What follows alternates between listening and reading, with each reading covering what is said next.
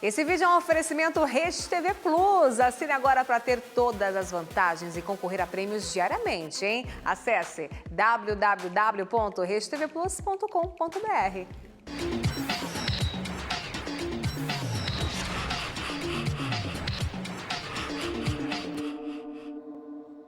Olá, boa noite.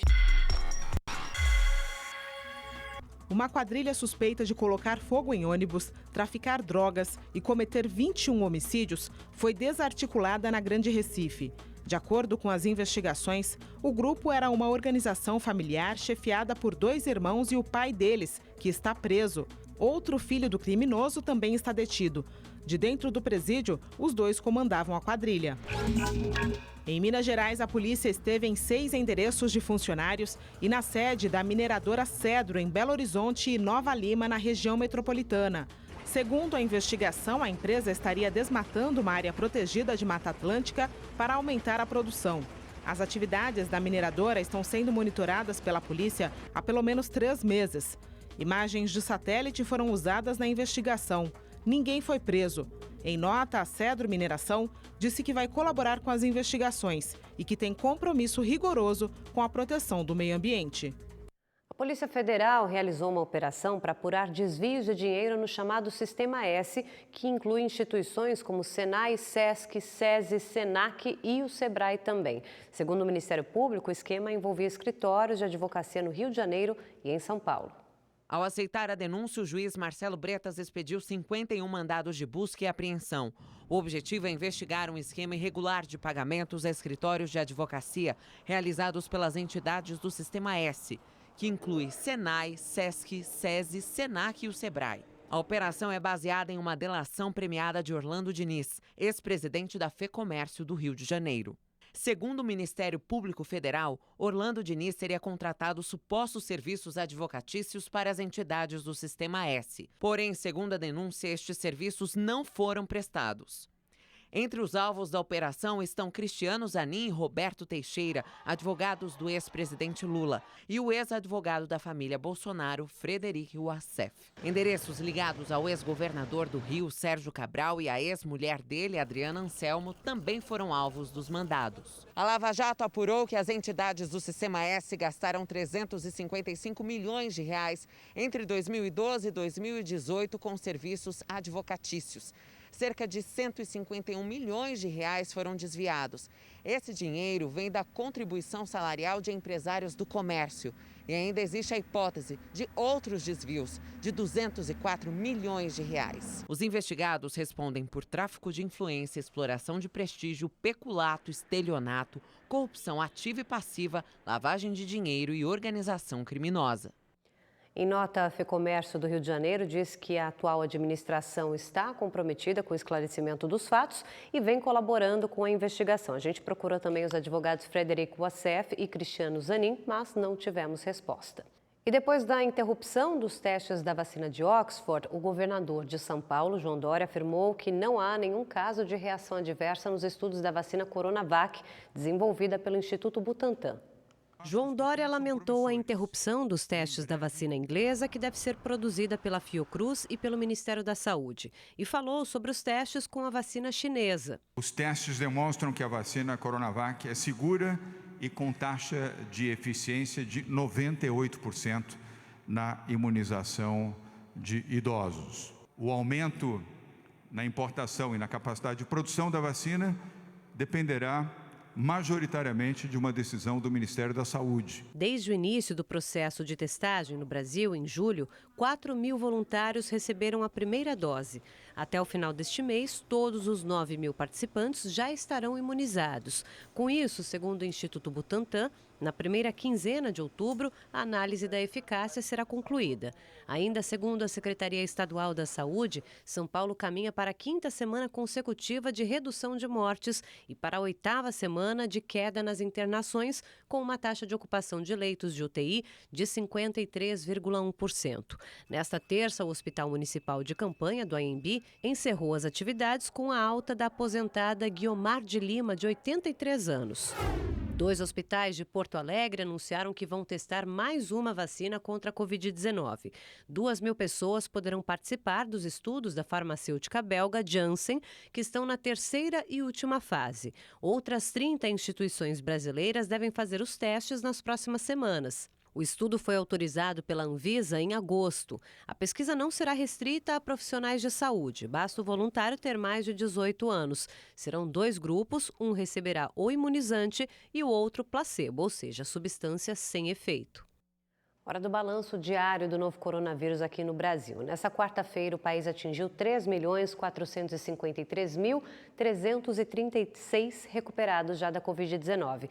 Mais de 616 mil pacientes estão em acompanhamento e o número de mortes chega a 128.539, segundo o Ministério da Saúde. A inflação de agosto é a maior para o mês nos últimos 4 anos e o consumidor está sentindo, óbvio, no bolso na hora de comprar os itens básicos. O governo federal tenta conter os reajustes. O feijão preto acumulou alta de 28,9%, o arroz 19,25%. Em agosto, o IPCA, que é o Índice Nacional de Preços ao Consumidor Amplo e mede a inflação no país, ficou em 0,24%, maior taxa para o mês desde 2016. O dólar está muito valorizado frente ao real. Então, para os produtores é muito interessante vender seu produto, seja carne, seja soja, seja milho ou seja arroz, no mercado internacional. A alta nos preços, principalmente do arroz, preocupa o governo. O presidente Jair Bolsonaro se reuniu com o líder da Associação Brasileira de Supermercados. Nas últimas semanas, Bolsonaro vinha apelando já para que os comerciantes usassem do patriotismo para reduzir as margens de lucro. O representante dos supermercados afirmou que eles não são os vilões da história e que já diminuíram os ganhos. Nós dependemos de ter preço barato para continuar vendendo e atraindo clientes. E nós vamos continuar negociando muito forte com os nossos fornecedores e vamos fazer uma ação além disso. Nós vamos estar promovendo o consumo de massa, macarrão, que é um substituto para o arroz. E vamos orientar o consumidor que não estoque. Porque quanto mais estocar, mais difícil fica a situação. O vice-presidente do país, Hamilton Mourão, atribuiu o aumento de preços ao pagamento do auxílio emergencial. É uma questão da lei da oferta e da procura. A porção de gente comprando, porque o dinheiro que o governo injetou na economia foi muito acima vamos dizer assim, daquilo que as pessoas estavam acostumadas. Já o Ministério da Justiça quer saber se produtores de alimentos e supermercados estão se aproveitando da situação para lucrar mais. Os representantes do setor têm 5 dias para explicar a alta nos preços. A Secretaria Nacional de Defesa do Consumidor destacou que, caso haja indícios concretos de abuso nos preços, os agentes envolvidos podem levar multas que ultrapassam 10 milhões de reais. A Câmara de Comércio Exterior, que determina políticas para compra e venda de produtos de outros países, zerou o imposto sobre a importação de arroz. Essa decisão vale até o dia 31 de dezembro e é restrita a 400 mil toneladas.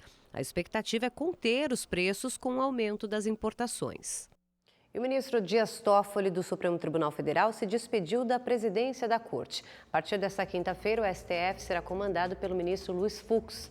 O presidente Jair Bolsonaro participou dessa despedida e afirmou que Toffoli sempre buscou o diálogo nos momentos difíceis. O ministro agradeceu a presença e disse que o gesto era uma homenagem à Corte e também à democracia. Em novembro, Bolsonaro vai indicar um novo ministro para o STF para a vaga do decano, Celso de Mello, que vai se aposentar. E o ministro Dias Toffoli negou um pedido da defesa de Wilson Witzel para suspender o afastamento dele do governo do Rio de Janeiro. Os advogados argumentaram que o ministro do STJ, Benedito Gonçalves, submeteu essa decisão à Corte Especial sem dar à defesa o direito do uso da palavra. Toffoli afirmou que a decisão da Corte substituiu a de Benedito Gonçalves. Então, Witzel ficará 6 meses fora do comando do governo a pedido da Procuradoria-Geral da República por suspeita de desvios de verbas da saúde.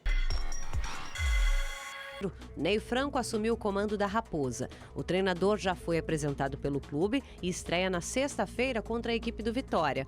Há 5 jogos sem vencer na Série B, o Cruzeiro está na zona de rebaixamento da competição. Documentos apontam que o Flamengo foi informado dos riscos que existiam no alojamento do Ninho do Urubu 9 meses antes da tragédia que matou 10 adolescentes. A comunicação entre os administradores do Ninho do Urubu aconteceu em maio de 2018.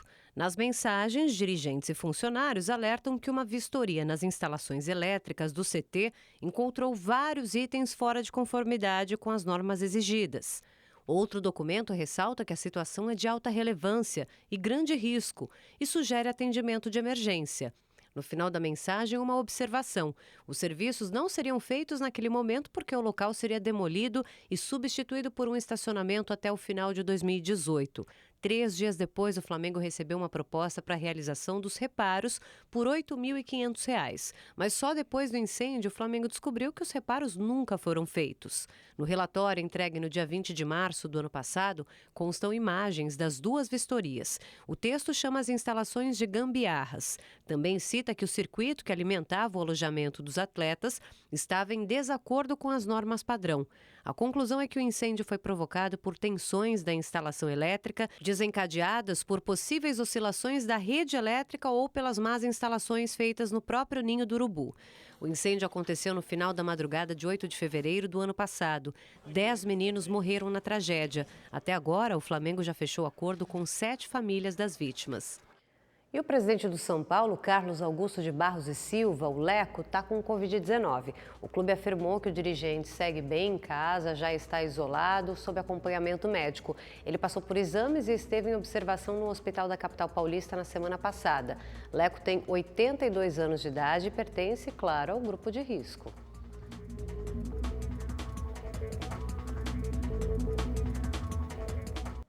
Já ouviu falar no Festival de Prêmios da Primavera? Para participar dos sorteios diários aqui na programação, você precisa ser assinante do Rede TV Plus. Um carro zero ou um notebook novinho? Para ganhar, você precisa continuar assistindo Rede TV Plus e participar dos sorteios. Acesse redetvplus.com.br ou aponte a câmera do seu celular para o QR Code aqui na tela. Você pode usar qualquer cartão de crédito. E se for cliente da Caixa Econômica Federal, ainda pode usar o seu cartão virtual e pagar no débito. Durante a semana, tem chance de levar um notebook positivo e uma moto Yamaha 125. Aos sábados, no Mega Sena, também sai moto. E aos domingos, no Encrenca, tem um Super HB20. E no final da promoção, você pode levar no Encrenca uma Nevos Comfort Line. Então, assine agora. Estação nova, promoção nova. É o Festival de Prêmios da Primavera aqui na Rede TV.